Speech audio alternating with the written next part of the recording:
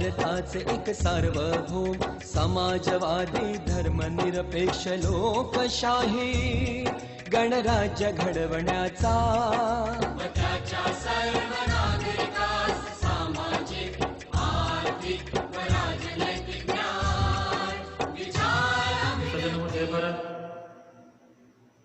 चला संविधान समजून घेऊया। या लोकप्रबोधन मालिकेअंतर्गत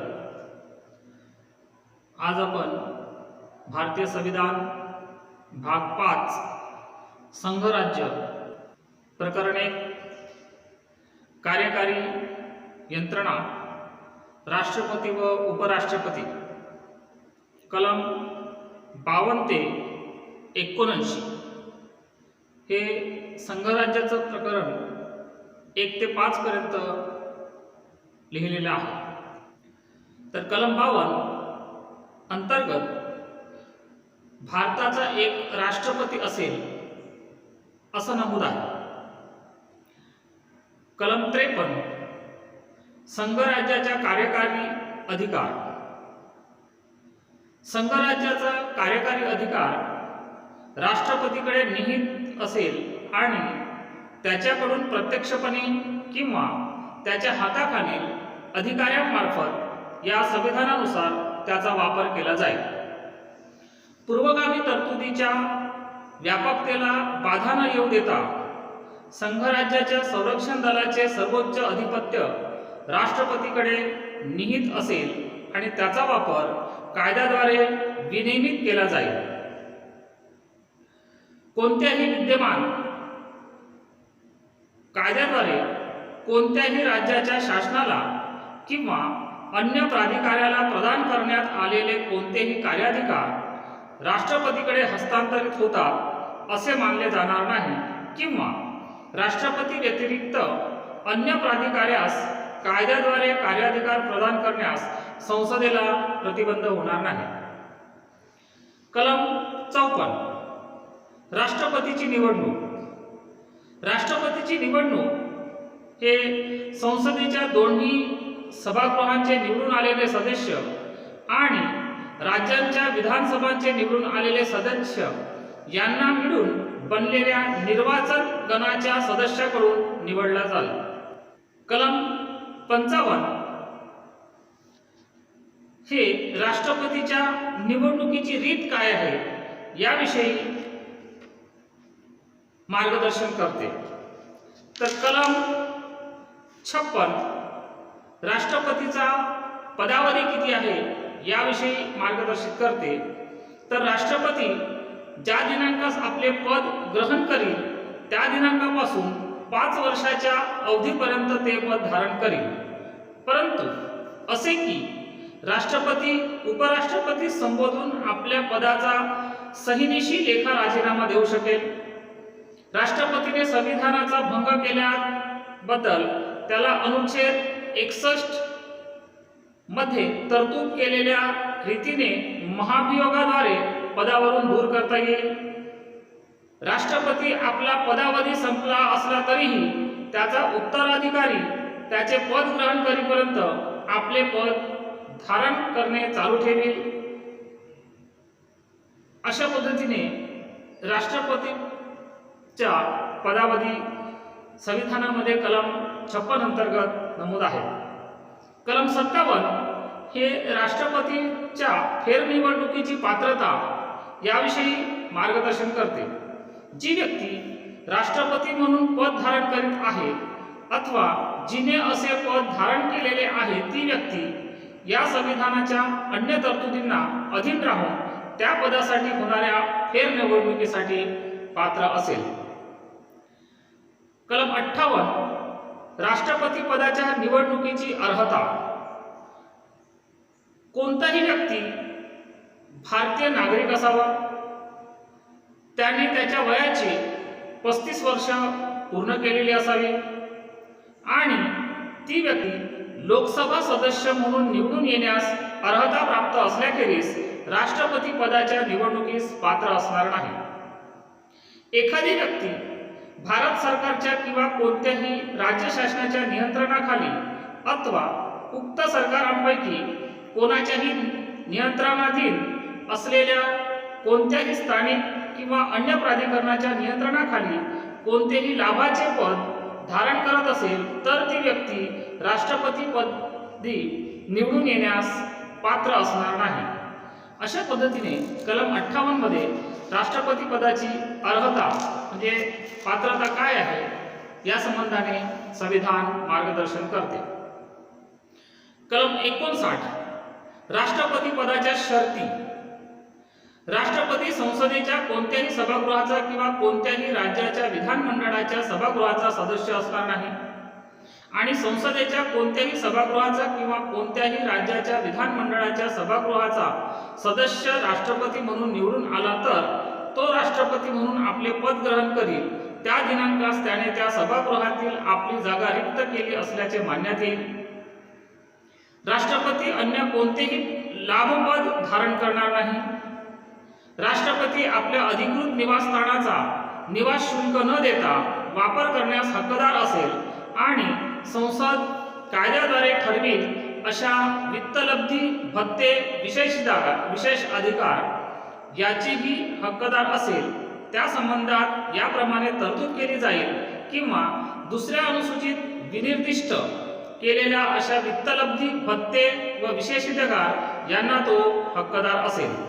राष्ट्रपतीची वित्तलब्धी आणि भत्ते त्यांच्या पदावधीत कमी केले जाणार नाही. कलम 60 राष्ट्रपतीने शपथ घेणे आणि प्रतिज्ञा करणे याविषयी आहे. कलम 61 राष्ट्रपतीवरील महाभियोगाची कार्यपद्धती. राष्ट्रपती वरील महाभियोगाची कार्यपद्धती. संविधानाच्या उल्लंघनाबद्दल राष्ट्रपतीवर महाभियोग लावायचा असेल तेव्हा त्या संबंधीचा दोषारोप संसदेच्या कोणत्याही सभागृहात करण्यात येईल. त्या सभागृहात एकूण सदस्य संख्येच्या किमान 2/3 सदस्यांच्या बहुमताने पारित झाला तर अशा ठरावाच्या परिणामी राष्ट्रपतीस तो ठराव याप्रमाणे पारित झाल्याच्या दिनांकास व तेव्हापासून त्याच्या पदावरून दूर केले जाईल. असं राष्ट्रपती पदावरील महाभियोग कार्यपद्धती संविधानाने निर्देशित केलेली आहे, मार्गदर्शित केलेली आहे. त्यानंतर कलम 65 राष्ट्रपतीचे रिक्त पद भरण्याकरिता निवडणूक घेण्याची मुदत आणि निमित्तवशात रिक्त होणारे पद भरण्याकरिता निवडून आलेल्या व्यक्तीचा पदावधी या संदर्भाने मार्गदर्शित करते. कलम 63 हे भारताच्या उपराष्ट्रपती पदाबद्दलचं आहे. त्यामध्ये म्हटलेलं आहे भारताचा एक उपराष्ट्रपती असेल. कलम 64 उपराष्ट्रपती राज्यसभेचा पदसिद्ध सभापती असणे. उपराष्ट्रपती हा राज्यसभेचा पदसिद्ध सभापती असेल व तो कोणतेही अन्य लाभपद धारण करणार नाही. कलम 65 राष्ट्रपतीचे पद निमित्तवशात रिक्त होईल त्या प्रसंगी उपराष्ट्रपतीने राष्ट्रपती म्हणून कार्य करणे अथवा राष्ट्रपतीच्या अनुपस्थितीत त्यांची कार्य पार पाडणे या संदर्भाने संविधान कलम 65 अंतर्गत मार्गदर्शन करते. कलम 66 उपराष्ट्रपतीची निवडणूक. उपराष्ट्रपती प्रमाणशीर प्रतिनिधित्व पद्धतीनुसार एकल संक्रमित मताद्वारे आणि अशा निवडणुकीतील मतदान गुप्त मतदान पद्धतीने होईल. उपराष्ट्रपतीची निवडणूक.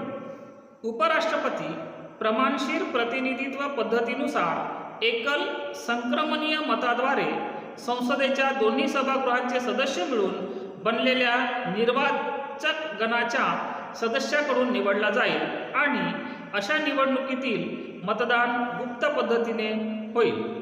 उपराष्ट्रपती संसदेच्या कोणत्याही सभागृहाचा किंवा कोणत्याही राज्याच्या विधानमंडळाच्या सभागृहाचा सदस्य असणार नाही आणि संसदेच्या कोणत्याही सभागृहाचा किंवा कोणत्याही राज्याच्या विधानमंडळाच्या सभागृहाचा सदस्य उपराष्ट्रपती म्हणून निवडून आला तर तो उपराष्ट्रपती म्हणून आपले पद ग्रहण करील.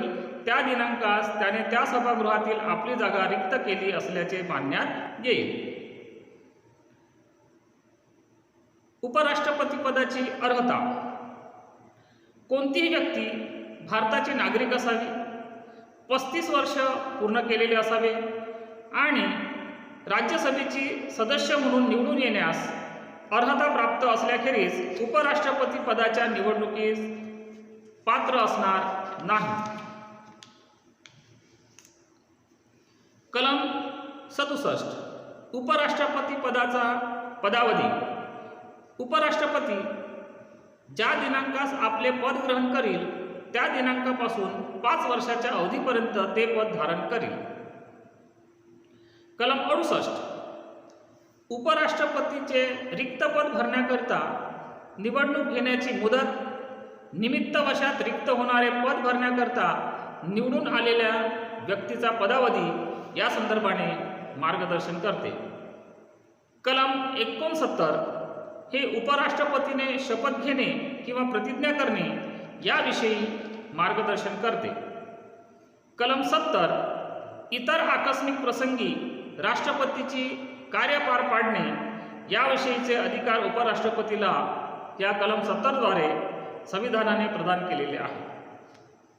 या प्रकरणात ज्याकरता तरतूद करण्यात आलेली नाही अशा कोणत्याही आकस्मिक प्रसंगी राष्ट्रपतीची कार्य पार पाडण्यासाठी संसदेस तिला योग्य वाटेल अशी तरतूद करता येईल.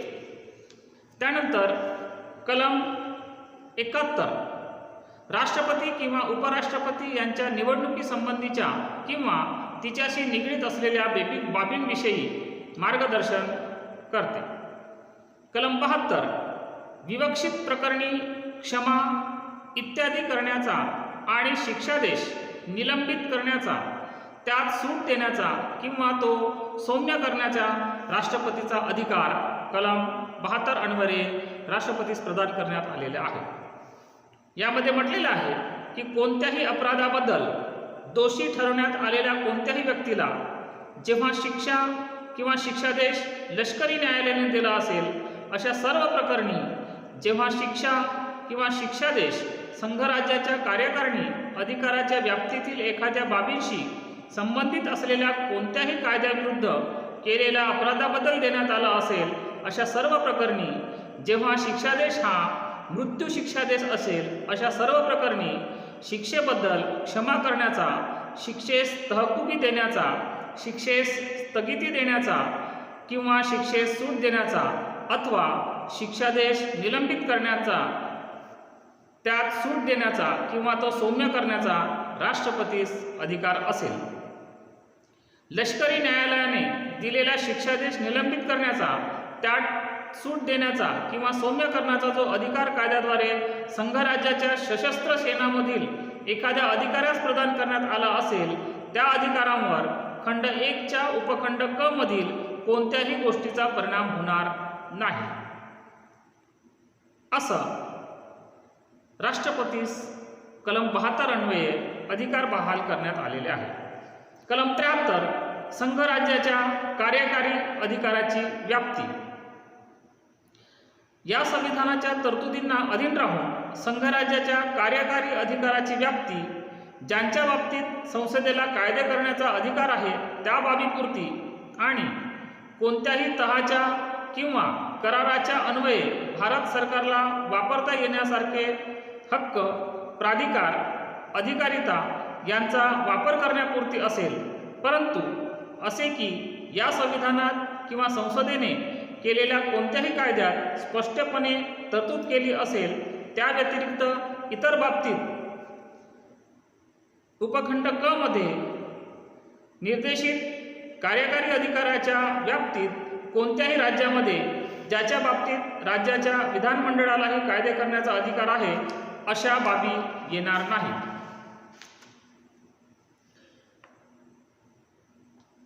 कलम 74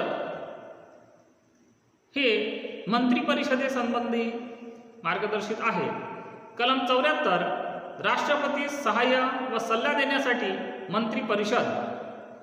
राष्ट्रपतीस सहाय्य व सल्ला देण्यासाठी एक मंत्री परिषद असेल जिच्या प्रमुखपदी प्रधानमंत्री असेल आणि राष्ट्रपती आपले कार्य पार पाडताना अशा सल्ल्यानुसार वागेल. परंतु असे की राष्ट्रपती मंत्रिपरिषदेला अशा सल्ल्याचा सर्वसाधारणपणे किंवा अन्य फेरविचार करण्यास सांगून शकेल आणि राष्ट्रपती अशा फेरविचारानंतर देण्यात आलेल्या सल्ल्यानुसार वागेल. मंत्र्यांनी राष्ट्रपतीस काही सल्ला दिला होता काय आणि असल्यास कोणता, या प्रश्नाबाबत कोणत्याही न्यायालयात चौकशी करता येणार नाही. कलम 75 मंत्र्यासंबंधी अन्य तरतुदी.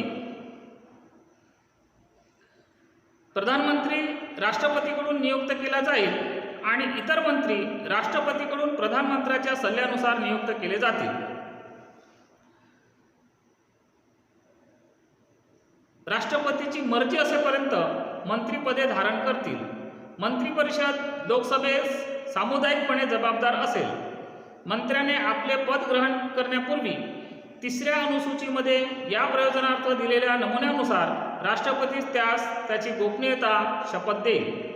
जो मंत्री कोणत्याही कालावधीत सलग 6 महिने संसदेच्या कोणत्याही सभागृहाचा सदस्य नसेल त्याचे मंत्रिपद तो कालावधी संपताच संपुष्टात येईल.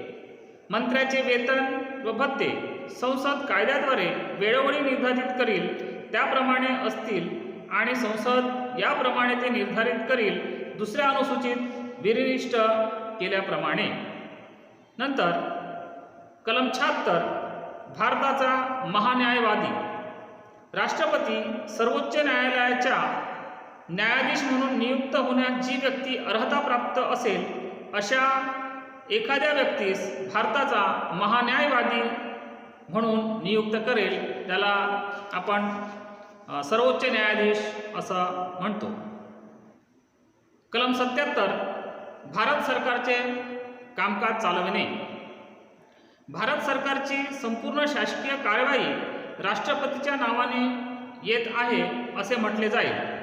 राष्ट्रपतीच्या नावाने केलेले आदेश व निष्पादित केलेले इतर सल्ले राष्ट्रपतीद्वारे करावयाच्या नियमामध्ये विनिर्दिष्ट करण्यात येईल अशा रीतीने संविधान प्रमाणित केले जातील आणि याप्रमाणे अधिप्रमाणित करण्यात आलेला आदेश किंवा सल्लेख तो राष्ट्रपतीने केलेला किंवा निष्पादित केलेला आदेश किंवा सल्लेख नाही, या कारणावरून त्याची विधिग्राह्यता प्रश्नास्पद करता येणार नाही.